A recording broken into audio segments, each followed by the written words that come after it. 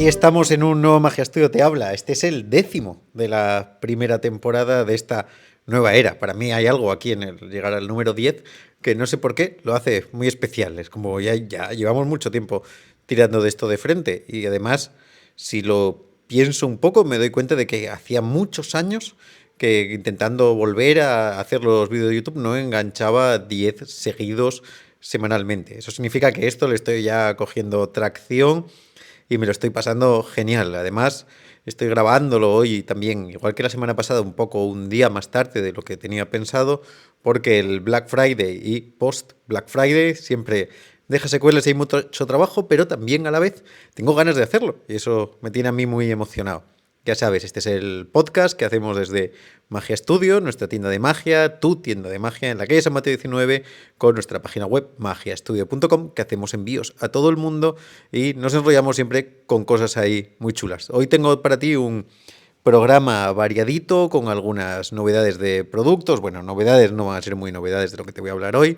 Algunas cosas clásicas de catálogos de magia, algunas ideas teóricas y algunas de estas cosas que ocurren en el mundillo de la magia para que echemos tú y yo un ratito tranquilo, agradable y hablemos de las cosas que nos gustan.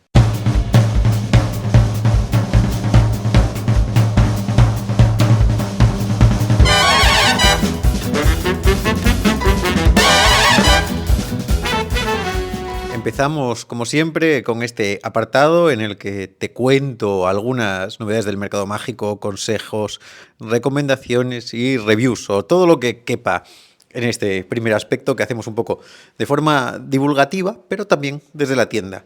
Novedades no estamos teniendo esta semana nada muy potente. También es verdad que con la semana anterior el repo de Tobias Dostal, el New Wave de Víctor y el sándwich de Mario estábamos servidos. Y este fin de semana también nosotros terminamos de grabar las instrucciones de la baraja del tarot, que es una cosa increíble. Me estoy volviendo un fanático del tarot. Me estoy aprendiendo todo, me lo estoy gozando y me está pareciendo cada vez más una herramienta potentísima. O sea, voy a trabajar muchísimo con ella y a ver si Óscar y Nelo también no les importa que coja un poco de ese conocimiento adquirido para prepararme un curso de los Secret Files con juegos que se pueden hacer con el tarot y hablando un poco de lecturas, de los arcanos y estas cosas, porque me parece una herramienta dramática súper potente. Pero bueno, yendo un poco así al tema de las... Hay la agenda, que ya está, ya las tengo aquí, estos días estoy grabando, y luego te hablaré un poco más de ello, pero ahora déjame contarte sobre un elemento que de alguna manera va quedando en el olvido, y a mí me da mucha pena, esas cosas siempre me dan muchísima pena. Una de las cosas que es mi talón de Aquiles son los cuencos de arroz, los clásicos con el acetato, con el plástico, que ahora ya no se encuentran por ningún lado. Yo me mataba por traerlos de Udai, que estaban muy bien, y ahora son imposibles. Me dan ganas a veces con estos juegos de poner una lapidita y poner un rip y hacer un minuto de silencio por ellos a medida que nos los vamos cargando del mercado y los estamos eliminando de los repertorios.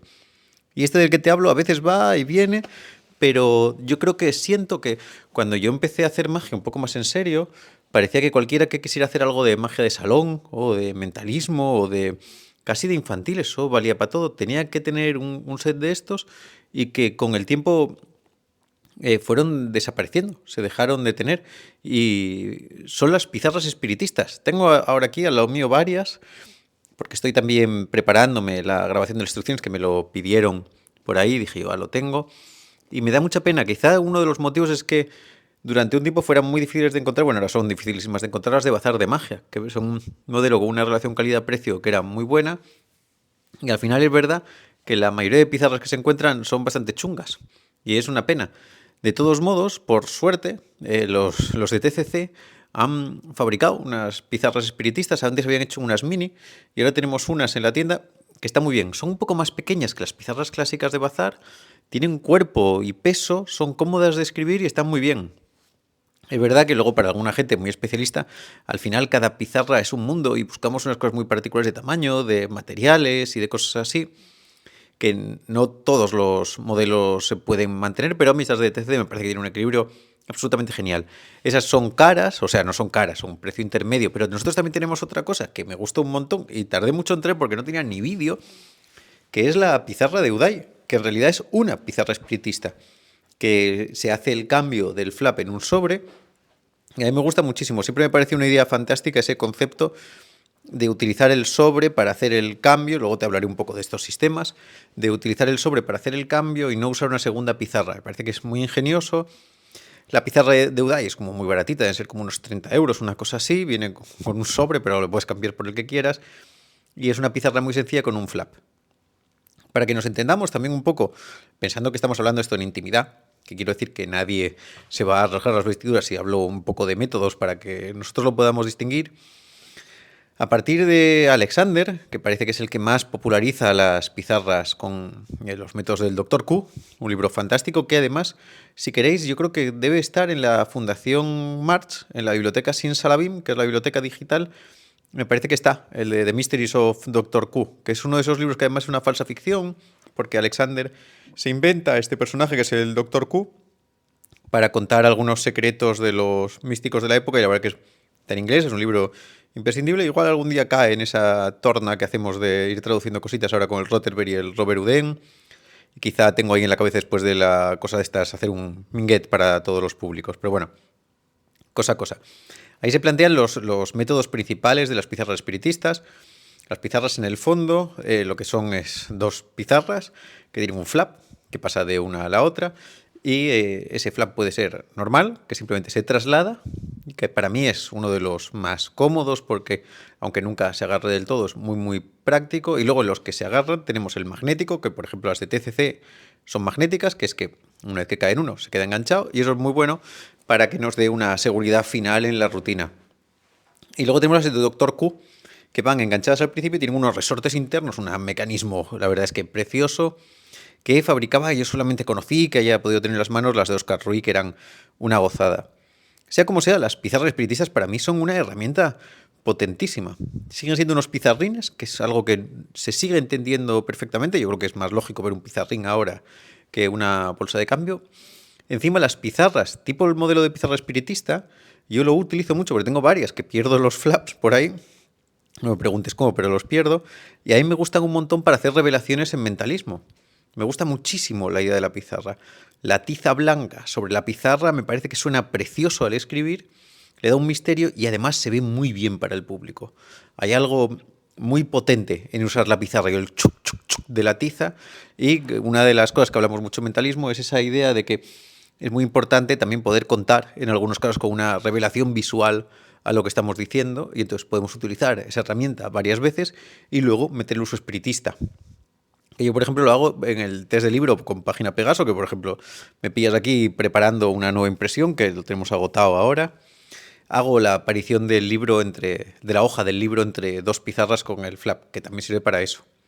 Tenemos los tres métodos, cada uno es equiparable, el magnético es el más habitual, y las que no tienen imán también está muy bien, como la de Udai. Lo bueno de las de TCC es que puedes utilizar simplemente la que no es magnética con el flap para hacer el cambio en el sobre, que también es una cosa genial. Y yo te digo, es una herramienta para mí muy práctica, muy buena, te permite revelaciones muy divertidas.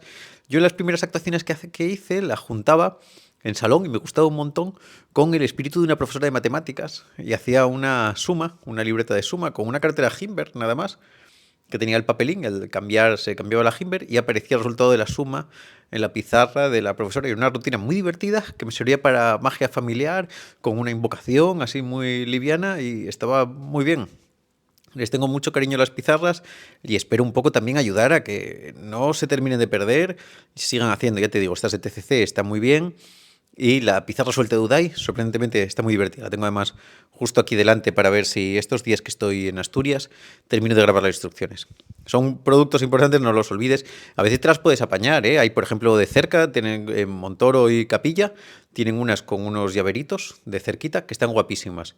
Luego también hay otra gente que fabrica pizarras de cerca, o sea, pizarrines más pequeños, pero fuera del de ellos, que es otra cosa diferente, muchas veces se rayan y no funcionan muy bien. Ahí hay que tener un poco de cuidadín en el material para que tengan una buena vejez las pizarras. Y otra cosa también es que te apañes y te las fabriques tú. Eso queda ahí entre estas cosas de materiales, pero ya te digo, no olvidemos los clásicos y vamos a cuidarlos bien. En ese tipo de historias que estamos viendo, también Eden y yo estamos cosiendo ahora pañuelos, que es muy difícil encontrar unos pañuelos opacos, cómodos, y voy a hacer yo creo que los pañuelos con un videíto, de a lo mejor la rutina de carta a través del pañuelo o la de Vernon de las monedas, esas cosas que hago yo más, así que están guays para que haya como preta-porter, como estos cursos que hacemos. Y también estoy ahora preparando, intentando arreglar mi setup de grabación en Asturias, para que darle un poco de color, que ahora el de aquí era muy blanco. En Madrid siempre aprovechaba para tener los libros y tengo cuadro aquí, una lámina preciosa que nos regaló nuestro amigo Mazinger, y tengo alguna cosita más y estoy decorando y cambiando la mesa, así que tengo mucha ilusión por grabar estos días esas cositas.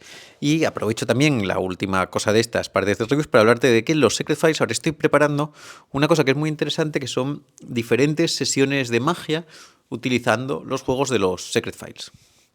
Que yo creo que eso va a ser divertido en el apartado de colecciones, formas ya de estructuras de sesión, aprovechando que es la que está siendo ahora mi obsesión, como ya lo decía en el último vídeo, y como estoy en las clases, lo estoy convirtiendo también en un leitmotiv de preparar, entender bien y sistematizar todo lo que me gusta a mí de estructura de sesión y todo este tipo de cosas.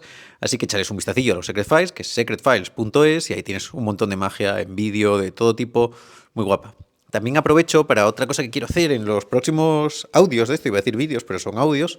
Quiero, en una especie también de reivindicación de la magia de salón, que a mí más me gusta, que empecemos a hablar de clásicos, que se olviden, lo pensaba un poco con lo de las pizarras, juegos de la magia de salón que se terminan un poco de olvidar porque de alguna manera los tiempos corren y no les estamos dedicando la atención que debemos, y que se podían hacer algunos vídeos monográficos de ellos aquí, en los que te cuente algunas versiones, las estructuras teóricas que van detrás, diferentes apreciaciones para ir dando unos contenidos distintos.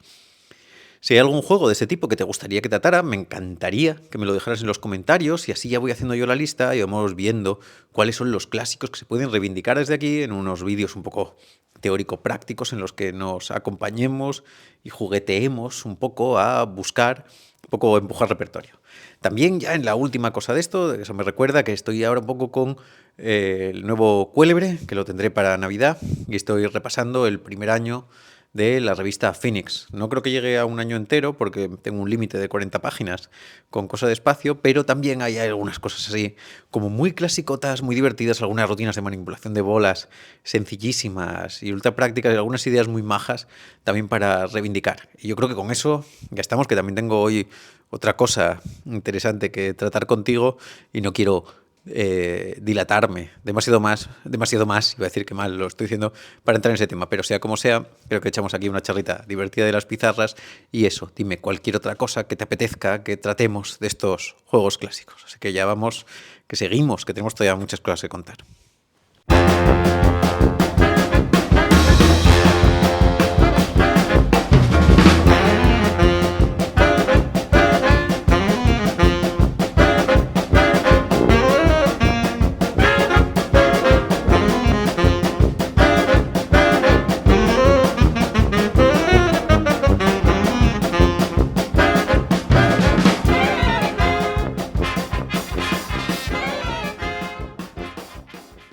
Aprovecho para decirte que esta musiquilla que estás escuchando en la entradilla de las diferentes secciones, que viste, ya le estoy poniendo música al asunto, no es el opening absoluto, eso ya estaba, que eso es del clásico de 1990, The Secret of Monkey Island, es un juego ya ahí en casa, pero estas otras partes también son música de videojuegos, que me apetecía a mí poner ahí un poco, meter vulgarmente las cosas que me gustan, y es música de algunas fases de un videojuego increíble que se llama Cuphead. Es de estas cosas que se considera como un juego muy difícil, muy difícil. A mí me parece divertidísimo y es una cosa de disparo. Bueno, de disparo es una forma diferente de decirlo. Se llamarían, gente que le gusta el juego se llaman run and gun, que es de disparar a malotes, pero tiene una cosa preciosa, y es que está inspirado en los dibujos animados de los años 30, en esa primera era de Disney. Tanto te gusten los videojuegos o no, échale un vistacito porque la verdad, solo el ver el trabajo que hay, además hay algunos vídeos de cómo se hizo que son interesantísimos. Y ya yéndome un poco del tema, pero que no pierde interés, en este juego fue una de estas cosas que me decidió a mí a meterme con cosas muy difíciles de juegos, aunque había jugado siempre a cosas un poco de todo tipo, pero en los que se comentan como cosas muy difíciles, y plantearme ese reto de aprender mecánicas y ponerme un poco en el chip ese de esa práctica. Y también a su vez me ayudó mucho a decidirme a trabajar a la vez que me ponía con el juego en uno de los libros que también se catalogan de magia como muy difíciles, que es el By Forces Unseen de Ernest Eric, que es una cosa muy divertida, técnicamente muy complicado todo, muy locura, de cartas muy de cerca, y la verdad es que es una gozada de trabajar. Por cierto, si te interesa también, yendo un poco en esa parábola completa de contenido, en el canal de YouTube de Libros de Magia, en el canal de Miguel Bravo, tienes un vídeo de 1 hora de Miguel hablando con Pedro y con Fernando Nadal, del Ernest Eric, yo creo que es uno de los libros que a veces pasan desapercibidos. Durante una época costaba un dineral porque era muy difícil de conseguir, ahora ya está reimpreso. ¿Qué te digo? Espérate una cartomagia muy difícil. Pero la verdad que la trabajo y me lo paso muy bien. Hay muchas cosas que no me llegan a salir jamás, pero otras que les voy pillando el puntillo. Y es un libro genial. Y además eso, como te decía, me ayudó un poco el decidirme a ponerme a hacer cosas muy difíciles, que hablo a veces en vídeos del hecho de ponerse con cosas difíciles, pero eso me parece como una aventura conjunta. Cuphead y el Ernest Eric. Ahora estoy con Blasphemous 2 y eso ya es muy difícil, no me termino el final, así que me voy a hacer eso y estoy con manipulación de bolas para ponerme ahí un poco en ese equilibrio de dificultad. También en el canal de YouTube de Miguel Bravo, y hay un poco de autobombo, hizo hace una semanita una review de la primera parte de mi libro Durante la trampa, que la verdad es que estoy muy contento, se está vendiendo súper bien, el Black Friday fue un pepinazo, estoy súper contento de lo que estoy recibiendo gracias a él. Y además, eso, si quieres ver una forma de interpretación distinta, Miguel Bravo hace una review fantástica con mucho criterio y además como me pone bien, me deja muy contento ahí, así que le puedes echar un ojillo. Y con eso ya está, vamos a otro tema más que no quería dejar de discutir hoy contigo, porque en este momento en el que estoy yo buscando material de trabajo, una cosa que me interesaba mucho y siempre me interesó y luego nunca supe muy bien qué hacer con ello y le doy vueltas para un lado y para el otro, son las clasificaciones de los efectos. O sea, estas formas que hay en tantas maneras y modos de decidir qué cosas se pueden hacer en magia, ¿no? En Mentalismo Más Sencillo, en el libro Prism de Max Maven, Maven habla, me parece que es telepatía, clarividencia, creo que telequinesis lo pone ahí un poco así de regular, precognición y otros. Lo tengo ahí en un libro que estoy haciendo de mentalismo, ¿no? Y es como cuáles son los efectos bases. Y yo le añadiría ahí un poco la variación de las superhabilidades. Pero bueno, ahí se puede ver un poco. Y hay una página que siempre es muy interesante, que es la Magicpedia. Es una página web que es de Jenny, de la revista Jenny americana. Si entras en jennymagazine.com, tienes Magicpedia, que es como una especie de Wikipedia de magia que para alguna cosa está bien y para otra está muy mal. Pero buscando un poco esto, porque lo quería preparar, no sabía muy bien un poco cómo. También de la forma que te hablo de los clásicos, aquí me puede echar una mano, porque pensaba, no sé si hacer un repaso a cada uno de los efectos o a cuáles son las clasificaciones principales e ir trabajándolas y entenderlas un poco bien. Desde el punto de vista del libro de mentalismo, la verdad es que lo tengo muy sencillo porque es una cosa que ya tengo muy trabajada. Tampoco sé hasta qué punto siempre es útil para esto, pero a nivel creativo yo creo que el pensar en las diferentes tipologías de efectos nos puede venir majamente.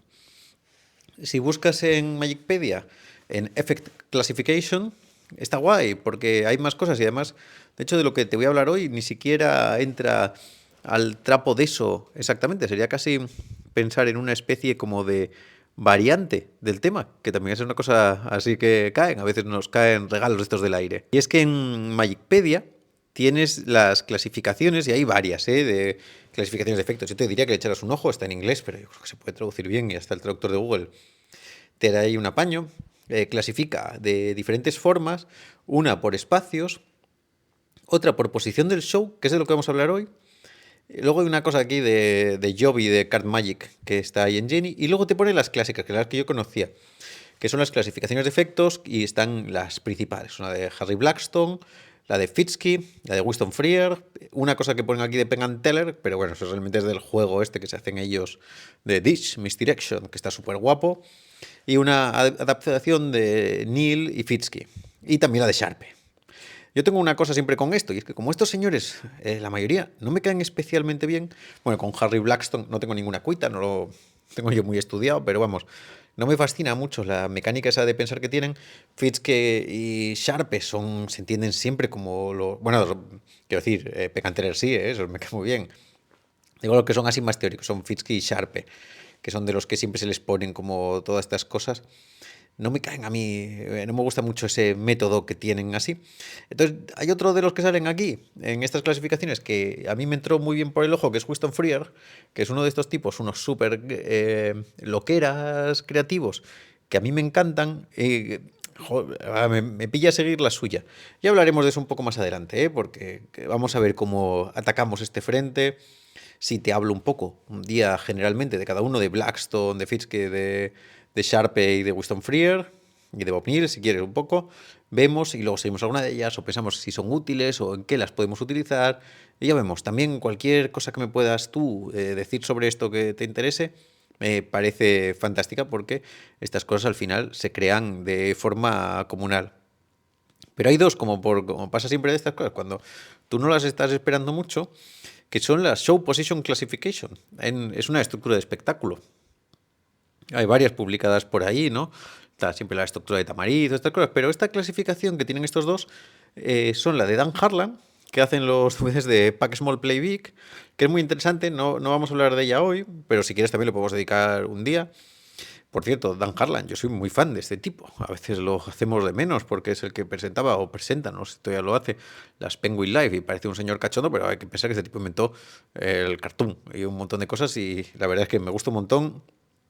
Para algunas cosas ahora es un poco así, un poco regulero, quiero decir, no es que sea el mejor del universo en todo, pero hay que reconocer que yo que me grabo mucho, me genera una sensación increíble que este tipo se haya grabado entero el Tarbell, haciéndose fatal el 80% de los juegos, pero bueno, se los hizo. De lo que vamos a hablar ahora, que es lo que me interesa a mí mucho, porque sobre todo fue una sorpresa, es de Ray Pierce, que es un tipo al que no tenía ni en el radar y que en Jenny, en el 88, se hizo 11 revistas hablando de una cosa, Pansophical Production. Y en el primero de los artículos habla de una estructura en 5 partes para un número de unos 15-17 minutos. 15-17 minutos a mí no me da tiempo a decir hello, pero este es un señor de estos que, por lo que vi yo ahí en YouTube, hace magia de esta de cajas, de grandes ilusiones. Pero creo que es interesante al menos dedicarle un minutín a pensar en esto y a ver cómo podíamos nosotros apañarlo un poco. Tiene 5 partes que nosotros podemos entender tanto como un juego como actos, ¿no? Que yo a veces lo pienso de esa manera. En vez de pensar en que cada parte es un juego, cada parte es un segmento que puede estar formado por un juego, por 2 o 3, o por lo que yo decida, ¿no? Son estructuras que me permiten un poco abrir mi forma de trabajo y a partir de ahí crear como yo quiera. Empieza, como no podía ser de otra manera, con el opener. Claro, faltaría más. Te voy leyendo un poco y vamos viendo. En el opener lo que se busca es que el público conecte contigo como actuante. Yo creo que aquí a lo que se refiere es un poco a que el público entienda el sentido del ritmo, la propuesta escénica, tu calidad como artista y este tipo de cosas. En el fondo podemos discutir mucho sobre los openers y los juegos de apertura, si tienen que ser cosas rápidas o cortas, y la verdad es que ya lo dije muchas veces, para mí el opener es un espacio de presentación tranquilo, no tengo esa prisa, pero me parece que en esa estructura que nos presenta Ray Pierce, al menos el hecho de cubrir, no tiene por qué ser en ese orden ni de esa manera, pero sí que me parece que ofrece 5 puntos que nos pueden ayudar mucho a pensar que son bases que no tenemos, porque tener es una palabra muy dura cuando hablamos de cosas artísticas, pero que podemos cubrir en el tiempo de un espectáculo de magia o de una actuación personal en la que nos queramos exponer un poco. Sobre todo por el segundo. La primera parte es eso, es apertura y podemos hacer una invitación a escena y verlo de esta manera, ¿no? Es el momento juegos en el que planteamos cuál es nuestra propuesta escénica, ya sea de una forma un poco más abierta o más cerrada. Pero a mí me gusta mucho porque la siguiente parte, que es una cosa que muchas veces en este tipo de cosas no se tiene tan en cuenta, se llama personality. Y es que la gente conecte contigo como persona. Me parece que es un buen punto. Una vez que se entiende el espectáculo, nosotros podemos plantear una parte en la que se nos ve de una forma más natural. En mi caso, yo casi las fusiono. O sea, yo no intento diferenciar una forma y otra, pero me parece que son 2 puntos que es muy interesante que se tengan en cuenta, que se pueden hacer o de forma secuencial o de forma seguida. Depende, claro, estamos hablando aquí de que de alguna manera, en este caso yo me imagino ese tipo haciendo cajas, que empezara entrando con un juego muy flash de mucha calidad, que hagan aparecer 3 o 4 cosas, que se sienta que tienes energía, todo esto, y que el segundo sea un poco más hablado y que el tipo pues cuente un poco, de repente interactúe con alguien de una forma un poco más así, y entonces tú veas cómo es su forma de comportarse con los demás y ese tipo de cosas. En mi caso más o menos se produce algo parecido. Porque yo empiezo con la bolsa, que es así como cuento muchas cosas mías personales, pero es una cosa más guionizada que planteo eso y luego el siguiente juego interactúo con 4 espectadores, una entre las palmas, que hago mucho y que me permite como hablar directamente mucho ratito con las personas y que se entienda de esa manera. Así que sí, en el fondo me parece que es una buena idea, ¿eh? Tener esa cosa de que el opener y la personalidad se pueden fusionar en el tiempo, pero tampoco es estrictamente necesario que estén fusionadas. Podrían estar en dos partes. Y aquí me gusta mucho porque después de esto pasa a la balada, que es mostrar emociones y decir al público que te preocupas de tu arte o de tu craft, como dicen estos, ¿no? De tu materia de la que trabajas, que es un poco la parte, en muchos casos, ñoñeras. No sé, cada uno luego lo puede diferenciar o definir como quiera, ¿eh? Porque aquí lo bueno de esto es que como aquí no tenemos el artículo entero, estamos jugando a los titulares, cada uno lo puede dibujar después. Es una propuesta de trabajo. Muchas veces yo aprendí, me lo dijo Carlos Lasso en Oviedo cuando empecé mis tiernos inicios mágicos, que me leyera la primera línea de los juegos y no me leyera la descripción hasta que los hubiera jugueteado un poco con ellos. Pues aquí pasa un poco lo mismo. Si alguien se encuentra el artículo de Jenny del 88, o sea, el que esté suscrito a Jenny lo puede encontrar porque Jenny tiene el archivo de todas las revistas previas. Así que si alguien está suscrito y me lo quiere mandar para que me lo pueda leer, es que ya no estoy suscrito. Estuve una época, pero ahora ya no. Vamos, que me lo leería encantado y lo podemos hablar un poco más a fondo. Pero bueno, esa parte sí también interesante, la parte emocional puede ser más ñoña, pero también podemos nosotros verlo un poco pensando en una estructura un poco más larga, que en la primera parte nosotros hablamos de lo que hacemos o de las dos cosas las podemos fusionar. Y luego aquí podemos ver como un bloque central en el que exploramos las emociones, que podemos hablar hacia el público, sobre el público, que podemos buscar experiencias distintas. La balada, si la pensamos un poco en ese ritmo, es lo que nos permite ya, una vez que ya nos conocen, jugar al juego un poco más personal, ¿no? No tiene por qué ser, te digo, que sea bajo de ritmo, ¿eh? No puede ser una cosa muy graciosa, pero sería lo que Luis García, en su forma de estructura, que ya ves qué salto acabo de dar, ¿no? Después de los juegos de ataque, pasaría a las secuencias alucinógenas, sería ese apartado en el caso de Luis García, la parte en la que podemos jugar más con las emociones. Después en la siguiente se llama The Rouser, que es agitador, yo creo que entiendo la palabra que es Rouser, que es despertar al público porque se acerca el final del juego, del show. Recuerda que estamos hablando aquí de un acto de 15 minutos, esto para adaptarlo tendríamos que meter más bloques o entender de una forma más amplia cada uno de los bloques, pero a mí esto siempre es un momento que me gusta mucho, que es cuando el show se acerca al tercio final, cómo tenemos que darle como un poco de energía para que acabe más fuerte. Yo tiro ahí muchas veces de juegos de mentalismo, pero con muchos espectadores que me permitan revelaciones así como divertidas. Siempre pienso que para mí el ejemplo en eso, en esa activación, es de Rembrandt, cuando hace los números estos de clarividencia y estas cosas y grita y se mueve. Todo eso sí, me encantaría poder hacerlo. Yo que hago como de cartas, ahí intento levantarme y meterle yo candela al show. Pero la verdad es que es interesante pensar también en que antes del final tiene que haber iba a decir climatización, me voy a quedar sin la palabra, voy a decirle, vamos, que te tienes que ir apañando, preparando al público emocionalmente para que venga al final y cargándolos de energía. Una vez que tuvimos esa parte, nos conocemos, se conocen entre ellos, tenemos el juego, la emoción se mueve y llega el sector final y los tenemos que ir despertando, buscando que se activen para que puedan estar a tope, porque yo busco a veces ante experiencias un poco más íntimas y ese final hay que crezca. Ahí es una buena estructura que nos va sirviendo. Y luego ya habla del closer, del cierre, que es encapsular el estilo, personalidad y talento en solo un punch. Esto es muy difícil. Yo no sé cómo cada uno lo hará. En el closer me gusta lo que plantea como premisa, ¿no? Encapsular el estilo, personalidad y talento en un golpe. Me gustaría poder hacer eso. No sé si es tan sencillo, pero sí es un poco la propuesta final de cierre, ¿no? Hay shows como el de Woody que terminan con un juego que cierra, hablando un poco de todos los anteriores, fin de fiesta en el caso de Tamariz, pero sí de alguna manera es el impacto final de nuestra cosa y lo que queremos que en cierta medida cierre referenciando todo lo que hemos hecho y cómo somos y cómo nos comportamos, ¿no? Sí que es buscar algo que además de tener un gran impacto mágico, lo del punch a mí me gusta, que tenga un punch final, o sea, que acabe diciendo fuegos artificiales y aquí ya no puede venir nada más después. Pero esa idea de encapsular sí que nos ayuda a pensar también que el final tiene que ser algo muy honesto porque es la última cosa que se recuerde de nosotros. Sea como sea, eso es siempre muy difícil, ¿eh? Aquí ya te digo, estamos hablando a tirón de titular, que eso nos limita mucho, pero es muy interesante también pensar de repente en este tipo de cosas, como una estructura de pensamiento de un tipo podemos adaptarlas también un poco a nuestra forma de pensar y de ver. Échale un ojillo a la página Jenny Magazine, Magicpedia, Effect Classification. Cuéntame un poco cómo ves todas esas cosas y si quieres podemos ir hablando algún día de las clasificaciones de efectos en función de lo de Freer, por ejemplo, o igual un día te puedo hablar de Winston Freer, porque es otro de la gente que es muy interesante que muchas veces se olvida. Y el tipo hacía una levitación que engañó a todo el mundo. Y hay un vídeo por ahí. Una cosa muy interesante. Amigo de Kahneman, de Bob Hammer y de Stuart James y de todos estos locos geniales que tanto me gustan.